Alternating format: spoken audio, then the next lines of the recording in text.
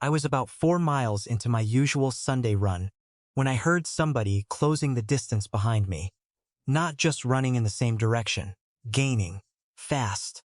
I glanced over my shoulder expecting some 22-year-old training for a race, and instead saw Sophie Grant coming up on my left. Ponytail swinging, sunglasses pushed onto her head, breathing harder than she was trying to admit. She matched my pace. Looked over with that grin she used when she knew she was about to make somebody uncomfortable, and said, "You always make girls chase you. My name is Marcus Reed." I was 31, and until that exact second, Sophie had occupied a very specific place in my life. She was Daniel Grant's younger sister. Pretty, obviously. Funny, definitely. Dangerous to think about in any other category. Absolutely. I looked at her and said, "You could've just yelled." Sophie actually laughed. "That's your answer?" I asked what kind of answer she expected. Maybe something with a little confidence. Maybe only the fast ones. Something. I told her I had been running peacefully before she arrived, and had not prepared material. She shook her head like I was deeply disappointing. "I just sprinted half a mile to catch you, and you're giving me customer service energy." That was Sophie. She could turn a normal sentence into a dare without raising her voice. I had known her for almost 8 years, because Daniel and I had been friends since our early 20s. Back then, Sophie was the younger sister, who showed up occasionally at cookouts, or borrowed Daniel's truck and returned it with no gas. Over time, that version of her had disappeared, without me really noticing the exact moment it happened. Now she was 27, had her own place, her own career, and enough followers online that strangers sometimes recognized her in restaurants. I knew all of that in the abstract. What I had apparently failed to update was the category in my head that still said Daniel's sister before it said Sophie. She asked where I was headed, and I told her I normally took the next fork back toward the lake. Sophie pointed straight ahead instead. "I'm doing 6 more. I told her I was not. She looked at my watch, then at me. "You're not even tired." I said that was because I knew when to turn around. She smiled again. "So you quit when it gets interesting." I knew what she was doing, and, against my better judgment, took the straight path. Sophie looked pleased with herself, but did not say anything. That somehow made it worse.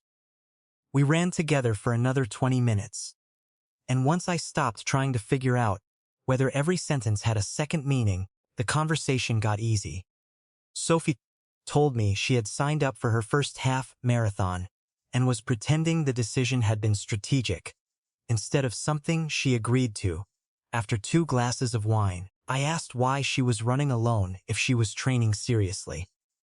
She usually ran with a local group, she said, sometimes with her friend Maya. But that morning she had slept through the group start. Then she spotted me up ahead, and naturally decided to attack. I said, "I prefer join," she answered.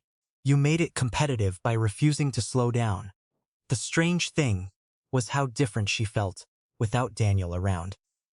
At group dinners, she was usually bouncing between conversations, checking her phone, making somebody laugh, then disappearing into the next room. Running beside her, there was nowhere else for either of us to look except straight ahead.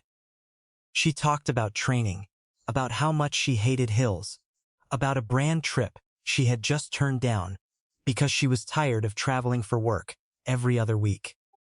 None of it sounded like the version of Sophie I had seen online. There were no perfect angles, no polished captions, no 10-second summary of why a morning run was supposed to change your life. She was just sweaty, sarcastic, and increasingly annoyed that I refused to let her win every uphill stretch. When we finally stopped near a coffee place off the trail, Sophie bent forward with her hands on her knees and said, "I'm going to pretend I let you have that last mile." I told her she could post whatever version of events helped her recover. She straightened and pointed at me. "See? That one was almost flirting." I laughed, but the comment stayed with me longer than it should have. Sophie walked toward the cafe and asked if I wanted coffee. I nearly said I should head home, mostly because coffee felt different from accidentally running together. Then I realized how stupid that sounded even inside my own head. So I followed her in. We had barely ordered before a woman near the pickup counter recognized Sophie. She asked for a photo, apologized twice for bothering her, then told Sophie she had started running because of one of her videos. Sophie switched instantly into a warmer, more polished version of herself, took the picture, asked the woman how training was going, and made the whole interaction look effortless. 10 minutes later, another person recognized her near our table. Sophie handled that one the same way, smiling, friendly, patient. Then she sat back down across from me and stole one of my potatoes without asking. I said, "Does that happen everywhere?" Sophie shrugged. Enough. I expected her to explain follower counts, or brands, or whatever people usually talked about when they wanted you to understand they were important online. She did not.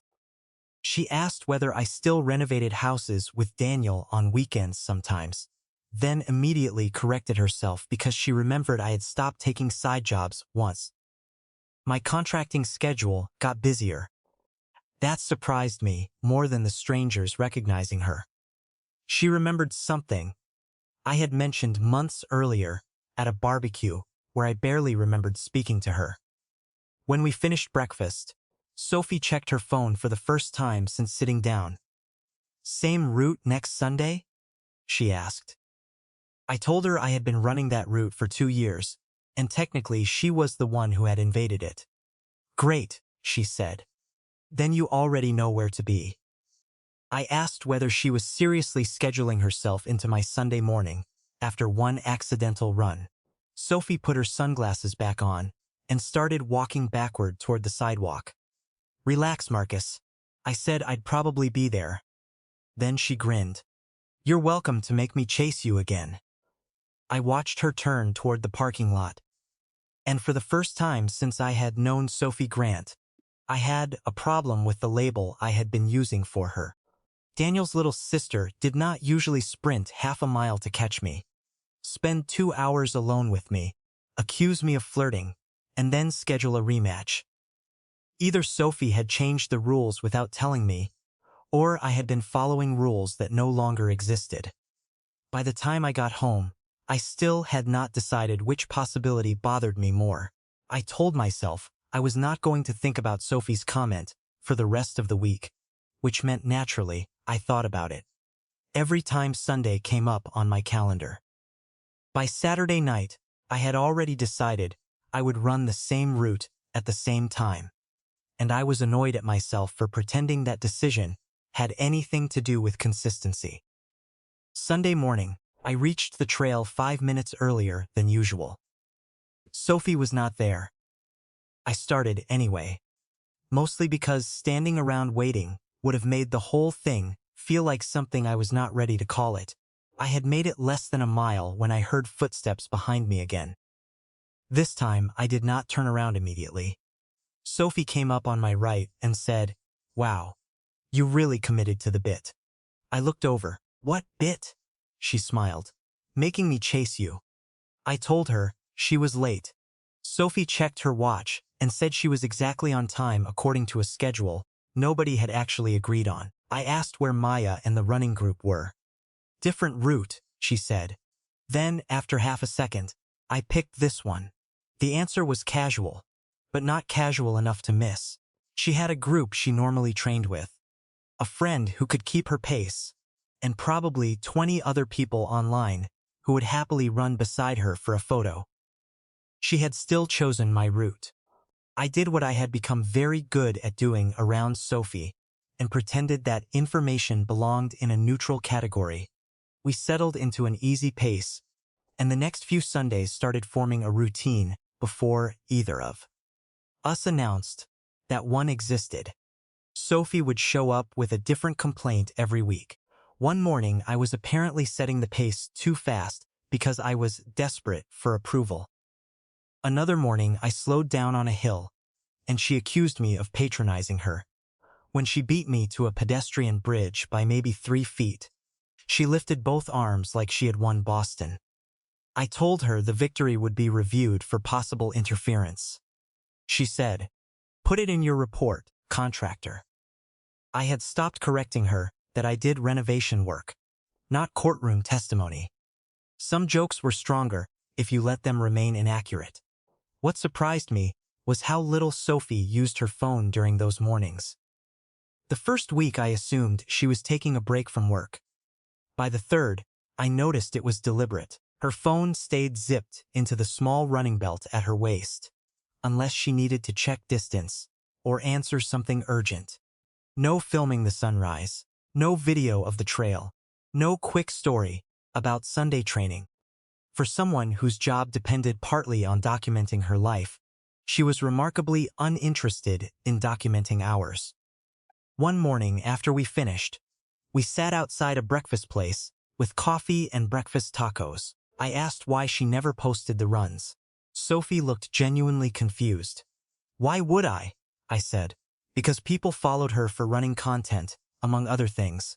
She took a drink and shrugged. "I have content. More than I need." Then she looked out toward the street and added, "I don't have a lot of time that doesn't eventually turn into something useful for somebody else." I did not say anything, so she continued. Brand trips became posts. Training sessions became videos. Restaurants became recommendations. Even vacations sometimes became work, because somebody had sent her there. "This is just Sunday," she said. I like that. That answer changed the way I looked at the last few weeks. I had thought Sophie kept the runs offline because they were too ordinary to matter. Apparently the opposite was closer to the truth. They mattered enough that she did not want to hand them over. A guy recognized her while we were still eating. He looked to be around our age and approached confidently enough that I assumed they knew each other. They did not. He told Sophie he followed her fitness content, asked about her half-marathon training, then looked at me and said, "You two collabing?" Sophie glanced at me before answering. "No. He's just Marcus." The guy nodded like that, explained nothing, took a quick picture with her, and left. I said, "Just Marcus?" Sophie smiled. "Would you prefer a title?" I told her I was curious what the options were. Running nuisance, coffee thief, man currently eating my salsa. I moved the salsa farther away. She reached across the table and took it anyway. I asked whether people always assumed anyone around her was part of whatever she did online. Sophie said, often enough that she had stopped being surprised.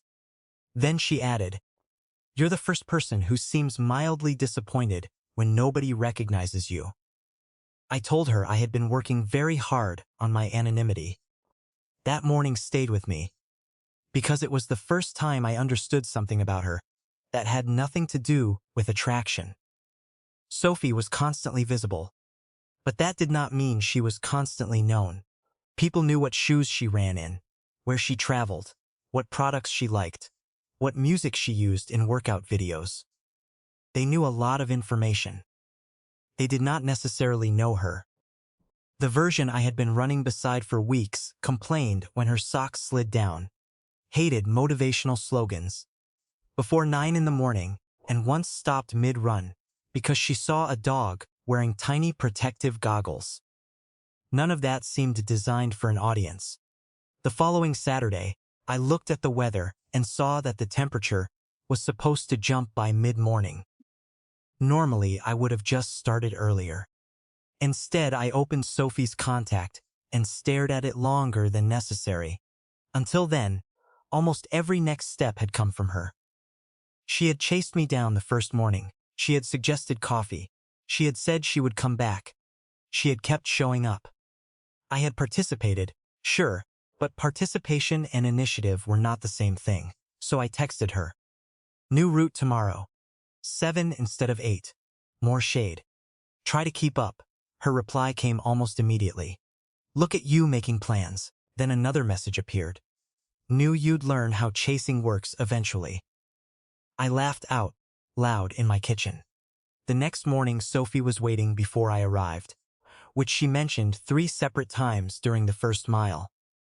We ran a shaded trail farther west, argued about whether she had actually improved on hills, and stopped for coffee afterward at a place neither of us had been before. The whole morning felt slightly different because I had created it. Sophie knew that too. She never said it directly, but she stopped testing whether I wanted her there. By the time we finished, she was standing beside her car, stretching one calf against the curb. When I realized I did not want to wait another week, just to see her wearing running shoes again, the thought was simple enough that even I could not turn it into a planning problem. "Sophie," I said. She looked up. "Yeah. Dinner Wednesday?" She straightened slowly. And for once I got to watch her lose the next joke before she could make it. "Like dinner? No running, no Daniel, no pretending you accidentally caught me." Her smile came back, smaller this time. "You think I was pretending? I think you're free Wednesday." Sophie opened her car door, then looked over the roof at me. 7:30. "And Marcus?" "Yeah," she grinned. "Took you long enough." Wednesday night felt different before it even started. Running with Sophie had given us an easy excuse to keep moving whenever a conversation got too personal. Dinner removed that escape. I picked a small place on the east side that was quiet enough to talk without shouting, and casual enough that nobody would accuse me of trying too hard. Sophie arrived 7 minutes late, which she announced was intentional because I needed exposure to uncertainty. She looked different from the woman I was used to seeing at sunrise in running shoes and a cap, and pretending I did not notice would have been insulting to both of us.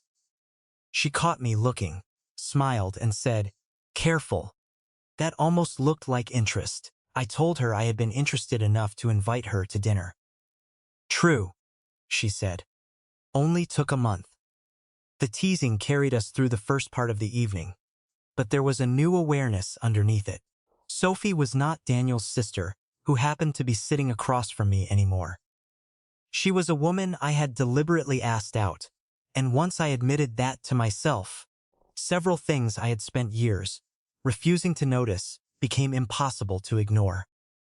She was beautiful in a way that drew attention, even when she was doing absolutely nothing to ask for it.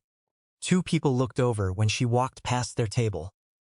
The host had recognized her when we came in, and had tried very hard not to make it obvious. Sophie noticed all of it, and reacted to none of it. She asked what finally convinced me to invite her somewhere without running involved. I said I got tired of losing arguments while oxygen deprived. "Liar," she said. I told her that was aggressive for someone on a first date. Sophie rested her chin on one hand and said, "So we're calling it that?" I asked what she thought dinner, with no Daniel, no running group, and no accidental collision on a trail, was supposed to be. She smiled, but instead of teasing me again, she said, "Good. I wanted to hear you say it." That was the first time the evening stopped feeling like a game. I admitted that the difficult part had never been whether I found her attractive. Sophie raised an eyebrow, as if she had been waiting several years for that sentence. I told her the problem was that I had known her through Daniel for so long that I had trained myself not to think past that. "You know I'm 27, right?" she asked. I said I had recently received that update. She laughed, then told me she understood why the boundary had existed when we first met, but she did not understand why I was still treating it like a law nobody could amend. She had her own apartment, career, money, choices, mistakes, and dating history. "Daniel doesn't approve my dentist," she said. "He probably shouldn't approve my dates either." I told her I was not looking for permission. Sophie asked what I was looking for. That was harder to answer, because the honest version was not especially flattering. I had spent so long treating restraint as respect that I had not noticed when restraint became avoidance. Daniel mattered to me. Our friendship mattered. But Sophie was right. Continuing to pretend she was automatically unavailable because of him would eventually become less respectful to her, not more. Before I could say all of that cleanly, A woman approached the table and asked Sophie if she could take a quick picture. Sophie smiled, stood, and handled it with the same ease I had seen before. The woman told her she loved her travel videos and asked whether Sophie was going to post about the restaurant. Sophie said she was off work tonight. The woman apologized, laughed, took the photo, and left. Sophie sat back down and immediately reached for her water like nothing had happened. I asked if she ever got tired of it. She thought for a second before answering. Not exactly. Most people are nice. What wore her down was how easily ordinary life became public property. If she went somewhere interesting, people expected a recommendation. If she wore something new, somebody asked for a link. If she traveled, brands wanted footage. Even dating had become complicated because some men were fascinated by the audience before they were interested in her. Sophie said she had once gone on 3 dates with a guy who barely asked about her work until he learned how many followers she had. After that, he suddenly wanted to know whether she thought couples' content performed well. I laughed because the question sounded ridiculous, but Sophie did not. That happens more than you'd think. I told her I had the opposite problem. Her audience did not make me more interested. If anything, it made me cautious. Sophie looked at me carefully. Because you think I'm fake online? I said no. I thought the public version was real. It just was not all of her. My concern was that I had no interest in dating somebody and then accidentally becoming a recurring character in content I never signed up for. Sophie nodded, instead of getting defensive. You won't. She said she posted parts of her life because that was her job, but she did not believe access to her work meant access to every person close to her. Her parents barely appeared online. Daniel had made it into maybe 3 posts in 5 years. Relationships were even more private, because once an audience decided it knew the story, it became hard to live normally inside it. That's why I like Sundays, she said. Nobody gets those. I knew exactly what she meant. Our runs had become one of the few parts of her week that did not produce anything except sore legs, coffee, and increasingly questionable jokes. The thought made me like them more, but it also brought up something I had not considered until that moment. I asked what happened if this actually became something. Sophie glanced up. This is already something. I told her she knew what I meant. If we kept dating, I was fine with privacy. But I was not interested in becoming somebody she acknowledged only when nobody else was around. Sophie's expression changed slightly. You think I'd hide you? I said I did not know. That was why I was asking now, instead of 6 months from now, when the answer might matter more. She looked down at the table for a second, and admitted she did not know exactly how she would handle it either. Her instinct was always to protect anything personal by keeping it away from attention. I told her protection made sense. Pretending did not. If we walked into Daniel's house someday and suddenly acted like we barely knew each other, I was not interested in that version. Sophie leaned back and studied me. You're worried about Daniel, I said partly. She smiled. There it is. I told her not to look so pleased. I knew there was one normal human emotion buried under all the sensible decisions. I laughed, but she had hit the right point. Daniel was still the part I had not dealt with. I was not afraid he would forbid anything because that would have been ridiculous. I was worried about changing a friendship I valued and then discovering Sophie and I had mistaken good chemistry for something bigger. She said, Then don't date me because you're scared of losing Daniel. I looked at her, surprised. Sophie continued before I could answer. But don't not date me for the same reason.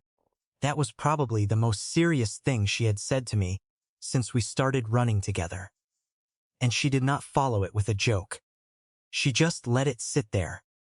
I told her I wanted to keep seeing her. Sophie said she wanted the same thing. No announcement, no dramatic relationship definition, no social media reveal.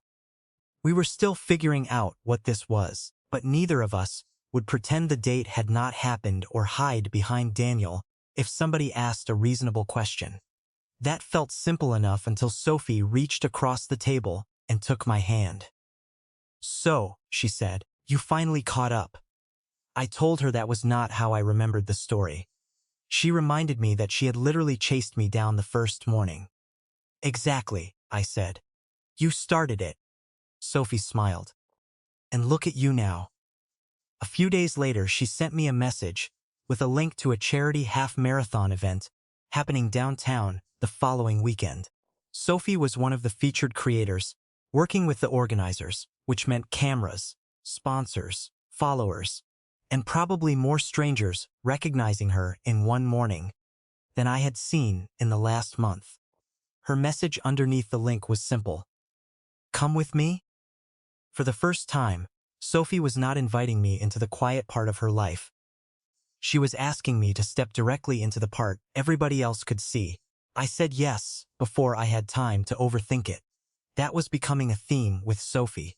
The charity run started downtown just after sunrise on Saturday, and by the time I arrived, the whole area looked like a small city had been built overnight, out of sponsor tents, barricades, cameras, portable speakers, and people wearing matching shirts they would probably never wear again.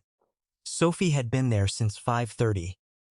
I found her near the main stage, talking to two event organizers while somebody adjusted a wireless microphone pack at the back of her shirt. She saw me before I reached her and lifted one hand, just enough to let me know she had been looking. The version of Sophie I watched that morning was the one most people knew. She moved quickly from a sponsor interview to a warm-up segment, took pictures with runners, remembered names she had heard once, and somehow made every person who stopped her feel as if she had nowhere else to be. Cameras followed her without her appearing to notice them. Every few minutes, somebody called her name from another direction. What impressed me was not the attention. It was the amount of work required to make all that attention look effortless. Between appearances, she would glance across the crowd, find me, and make some tiny expression about whatever ridiculous thing had just happened. Once, after posing with a man wearing an inflatable banana costume, she caught my eye and mouthed, "Don't." I had expected to feel out of place. Instead, I mostly felt like I was seeing the machinery behind, something I had only understood from a distance. Sophie was still Sophie. She just had 10 conversations happening around her at once. When she finally got 5 minutes free, she came over, stole half my water, and asked if I was having fun. I told her I had learned 3 things already. Running events apparently required DJs. But for 7 in the morning, nobody respected personal space near a sponsor tent, and she knew more people than the mayor. "Mostly people know me," she said. "Different problem." Before I could answer, someone called her back toward the start line. The race itself was not the point for Sophie that day. She was working the event, filming short segments, talking to participants, and helping with a fundraiser connected to a local youth fitness program. I stayed mostly out of the way. That seemed to matter to her. I did not hover when cameras came out or try to insert myself into conversations. When she had time, she came to me. When she did not, I let her work.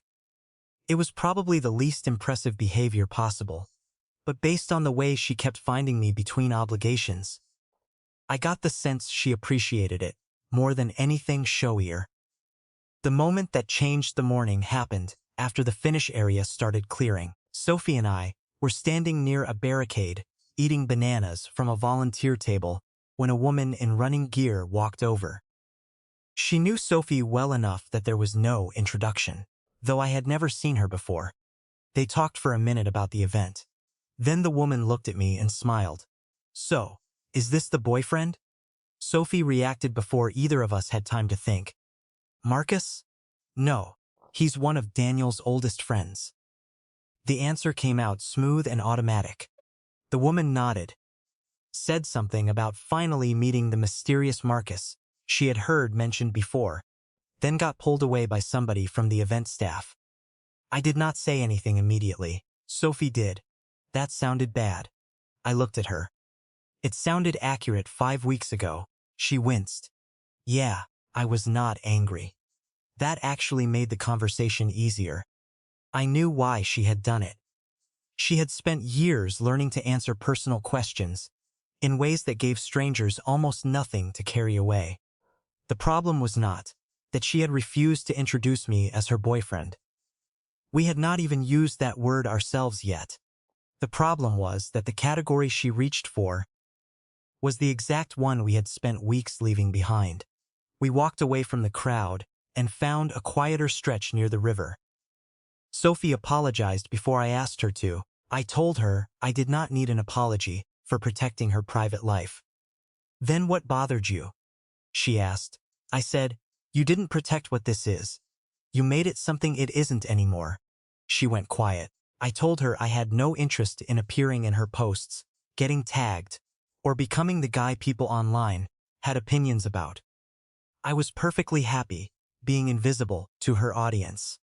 But if we were going to keep seeing each other, I did not want us to become invisible to real people, too. There was a difference between not broadcasting something and pretending it did not exist. Sophie looked back toward the event. That answer is automatic for me. I said I knew. She told me that once people connected her to someone romantically, they started looking for patterns. A dinner became evidence. A vacation photo became a clue. If the relationship ended, strangers sometimes kept asking about it, long after the two people involved wanted to move on. So I learned to give them nothing, she said. That makes sense. But I'm not asking you to give them me. She looked at me. I'm asking you not to give them a version of me that puts us back where we started. That landed. Sophie nodded slowly and said, private, not secret. I told her exactly. We stood there for another minute, watching runners drift toward the parking areas. Then Sophie said the name I had been trying not to say all morning. Daniel. I asked what about him. You're still worried about telling him. She was right, and I was tired of pretending otherwise. I told her I was not worried he would get angry or start acting like he owned her choices. Daniel was not that guy. What bothered me was the idea of him finding out accidentally through somebody else, especially now that Sophie and I had crossed far enough into this that pretending it was casual would be dishonest. Sophie said, then tell him. I looked at her. You're okay with that? She smiled. See, this is the part where you remember. I'm the one dating you, not my brother. I laughed. She took my hand for a second, squeezed it, then let go before we walked back toward the event. That small gesture mattered because she did it where people could see us. No announcement, no performance, no sudden declaration. Just no retreat. That afternoon I texted Daniel and asked if he wanted breakfast Sunday morning. He answered almost immediately and suggested the diner we had been going to for years. I stared at the message longer than necessary, then confirmed. Sophie called me that night, after she finished packing up gear from the event. I told her Daniel and I were meeting in the morning. She went quiet for maybe 2 seconds, then said, look at you. What? Finally, doing some chasing. I told her not to get used to it. She laughed. Too late. For weeks, Sophie had been the one pushing at the boundary between us, first literally catching me on a trail, and then creating reason after reason for us to spend time alone. The next morning, there would be no trail, no joke, and no Sophie there to make the first move for me. If I wanted this relationship to keep moving forward, I was finally going to have to be the one who stepped into the uncomfortable part first. Daniel was already in the booth when I got to the diner Sunday morning, coffee in front of him, and a plate of eggs disappearing faster than seemed reasonable. He looked up when I sat down and said, "You sounded weird on the phone." I told him that was encouraging. "So what did you break?" he asked. Daniel and I had known each other long enough that serious conversations usually began with an insult and improved from there. I ordered coffee, waited until the server walked away and said, "I've been seeing Sophie." Daniel stopped chewing. For maybe 3 seconds. He just looked at me. Then he swallowed and said, "My Sophie?" I reminded him he only had one sister. His first reaction was surprise, not anger. That distinction mattered. He leaned back and asked how long. I told him a little over a month, depending on whether I counted the morning she chased me down on the trail. Daniel stared at me, then laughed so loudly, the guy in the next booth looked over. "She chased you?" I immediately regretted giving him that detail. I explained that we had started running together, then getting coffee, then dinner, and somewhere in there, it had stopped being something I could honestly call casual. Daniel listened without interrupting, which was almost worse than if he had started giving me trouble. When I finished, he asked the question I had expected.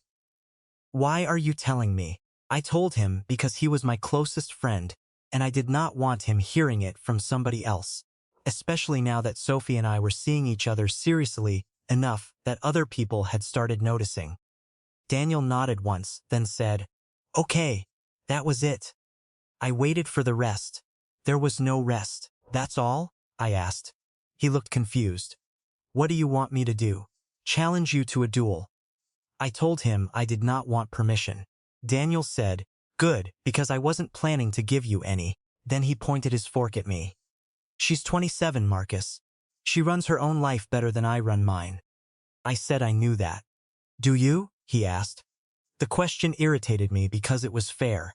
Daniel told me he had noticed years ago that I treated Sophie differently from other women, but not in the way I thought. I did not flirt with her. I barely allowed myself to notice when she flirted with me. "You act like if you look at her too long, I'm going to appear out of nowhere and confiscate your friendship card." I told him that sounded dramatic. Daniel said it sounded exactly like me. Then he got more serious. He said the only thing he cared about was that I treated Sophie honestly. Not perfectly, not carefully enough to remove every possible problem, just honestly. "If it works, great," he said. "If it doesn't, don't make her feel stupid for trying." That landed harder than anything protective or threatening would have. Sophie had been the one willing to risk looking foolish first. I had spent weeks treating caution like the mature option, when, from her side, it probably looked suspiciously similar to standing still. I left breakfast feeling lighter and slightly embarrassed. The obstacle I had been respecting for years turned out to be mostly one I had built myself. Daniel mattered. But he had never asked me to freeze Sophie into the role of somebody's younger sister forever. That had been my decision. So if I was going to change it, that needed to be my decision too. After that, I stopped waiting for Sophie to create the next opening. I texted first about runs. I picked a new breakfast place one week and told her I was buying before she could invent a reason why I owed her coffee. I asked her to a concert on a Friday night and then to dinner with two friends of mine she had never met, which felt strangely more significant than any date we had done alone. Sophie noticed every bit of it. She never made a speech about how proud she was, that I had finally become emotionally functional, but she did occasionally look at me, like she had won a bet. I did not know we were playing. The half marathon came 6 weeks after that first morning on the trail. Sophie had trained hard enough that even her online audience had noticed the difference, and the race drew a crowd that made the earlier charity event look quiet. I got there before sunrise with coffee. She would not drink until after the finish, because apparently accepting caffeine from me violated some race day superstition she had invented. She found me near the start area, already surrounded by people asking for pictures, and pushed through them long enough to say, "You came early." I reminded her I had been early to everything since she met me. "Yeah," she said, smiling. "But now you're early for me." I did not run beside her. That was her race, and I knew better than to turn it into ours. I waited near the finish with Daniel and Maya, watched her come through, looking exhausted and furious at the final hill. then cheered loud enough that she found us almost immediately. Sophie crossed the line, slowed to a walk, and eventually made her way over. She looked completely wrecked and happier than I had seen her in weeks. A woman Sophie knew from another fitness account came over while she was still catching her breath. They hugged, talked about times, complained about the course, and then the woman glanced at me. I recognized the look because I had seen it before. "Is this the friend?" she asked. Sophie looked at me, then back at her. No hesitation this time. "This is Marcus. We're dating." That was all she said. No dramatic reveal, no explanation. No camera pointed at us. The woman smiled, said it was nice to finally meet me, and moved on, because somebody else was calling her name. Sophie took the water bottle out of my hand, drank half of it, and said, "See?" Nobody exploded. I told her I had been deeply concerned. She smiled. Also, I beat my goal time. I said that was clearly the more important development. It was, in a way. That was what I liked about how she handled it. She had not turned us into content to prove she was not hiding me. She had simply told the truth when the truth was relevant. Later that afternoon, she posted race photos, her finish time, a video with Maya, and one picture of her shoes covered in dust. I was not in any of them. I did not need to be. Privacy had stopped feeling like invisibility once I knew she was no longer pretending I did not belong in that part of her life. Our Sunday runs stayed almost completely offline. That never changed. They were still ours, which meant no cameras, no planned clips, and no motivational captions about finding someone who matched your pace. Most Sundays were less romantic than that anyway. Sometimes Sophie complained for 6 miles. Sometimes I did. Sometimes we barely talked because one of us was tired. The thing that changed was who created the morning. A couple of months after the race, Sophie pulled into the trail parking lot and found me already there, with 2 coffees balanced on the hood of my truck. She walked over, looked at the cups, then at me. "You picked the route?" she asked. "Yep. Breakfast?" "Already decided." She narrowed her eyes. "You're getting suspiciously easy to find." I told her I had always been easy to find. She was just used to doing all the chasing. Sophie smiled and took her coffee. Not anymore. She was right. That first morning, Sophie had sprinted up beside me and joked that I made girls chase me. At the time, I thought she was just being Sophie, bold enough to say something flirty and laugh if I did not know what to do with it. I understand it differently now.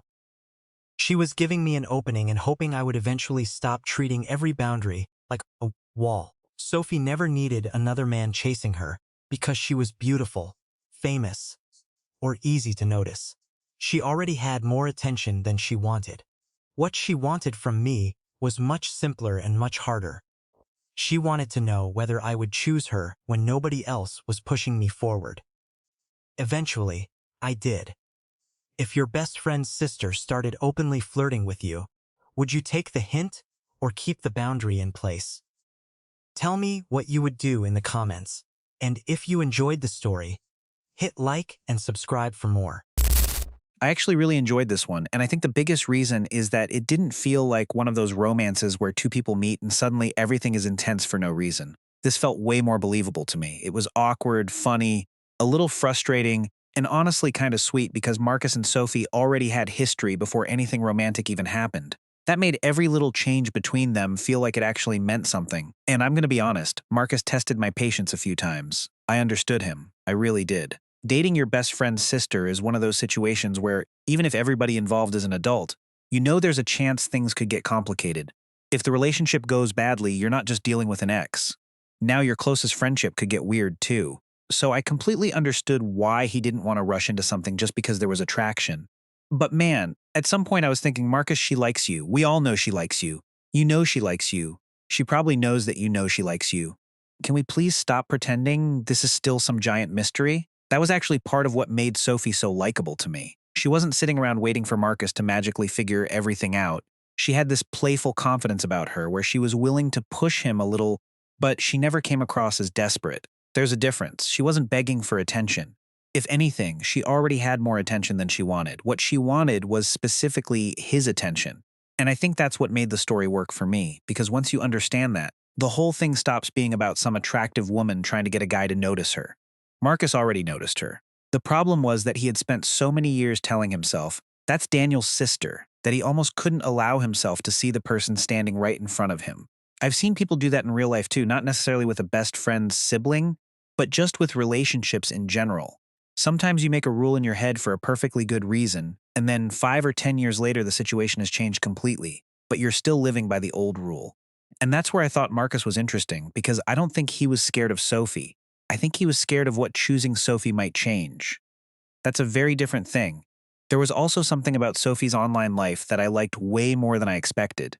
Usually when a story introduces somebody who has a big social media following, you can almost predict where it's going. Either they're secretly shallow, obsessed with attention, or the relationship turns into some huge public drama. But Sophie was almost the opposite. The fact that she had so much of her life visible to strangers made those little private parts of her life more important. That really stood out to me. I loved the idea that some moments weren't hidden because she was embarrassed by them. They were private because she actually cared about them. That feels very real now. People share everything. Where they ate, where they traveled, who they were with, what they bought, what happened 5 minutes ago. So when somebody says, no, this part is just mine, I don't automatically see that as secrecy. Sometimes that's actually a sign that something means more to them. Now, I did understand Marcus when that privacy started making him uncomfortable, because there is definitely a point where I'm a private person can turn into I act single whenever anybody asks. Those are not the same thing. And I thought the story handled that difference pretty well. Marcus wasn't asking Sophie to put him all over social media. He wasn't saying, post me so everybody knows you're taken. That would have annoyed me. He basically just didn't want to feel erased. That's fair. If I'm dating someone and they don't want me on Instagram, I honestly wouldn't care. But if we're standing together in real life and somebody asks who I am, and suddenly I become, oh, that's just some friend. Yeah, eventually we're going to have to talk about that. So when they reach that understanding of being private without pretending the relationship didn't exist, that felt like one of the healthiest parts of the story to me. And then Daniel's reaction made me laugh because Marcus had clearly built this whole conversation up in his head like he was about to announce a national emergency. Meanwhile, Daniel is basically like, okay, and? That felt so human. How many times do we do that? You spend days imagining somebody's reaction, preparing arguments, thinking about every possible consequence, and then the actual conversation lasts 5 minutes. I also liked that Daniel didn't do the stereotypical protective brother routine. Sophie is a grown woman. She doesn't need her brother deciding who she can date. Daniel caring about how Marcus treats her makes sense. Daniel acting like Marcus needs his permission would have made the whole thing feel childish. And by the end, I think that's what I appreciated most about Marcus. He didn't become some completely different person. He was still cautious. He was still thoughtful. He still overanalyzed things sometimes. But eventually he started choosing Sophie instead of just allowing Sophie to keep choosing him. That difference matters. Because if one person is always creating the opportunity, starting the conversation, making the plans, showing the interest, eventually they're going to wonder whether the other person actually wants them or is just comfortable being wanted. I think Sophie needed to see that Marcus was willing to take some emotional risk too. And once he started doing that, I was like, okay, now I believe these two might actually work. The ending felt satisfying because it wasn't some huge dramatic declaration. It was just two people finally getting onto the same page. And maybe that's why I liked the story more than I expected. The romance wasn't really about chasing someone. It was about recognizing when someone has already opened the door for you and deciding whether you're brave enough to walk through it. But I'm curious what other people think. Would dating your best friend's sister automatically be off limits for you, even if everybody involved was fully grown and genuinely interested? Because I can see both sides of that. And here's another question. If you were Sophie, how patient would you actually be with Marcus? Would you find his hesitation respectful, or after a while would you start thinking, okay, this guy is clearly interested, but I'm tired of doing all the work? Because I liked Marcus in the end, but if I'm being fair, Sophie had a lot more patience with that man than some people would have. Either way, I thought this was a really warm story. Not because everything went perfectly, but because the problems actually felt fixable. Nobody needed to become a completely different person. They just had to stop hiding behind old assumptions and finally be honest about what was already happening between them.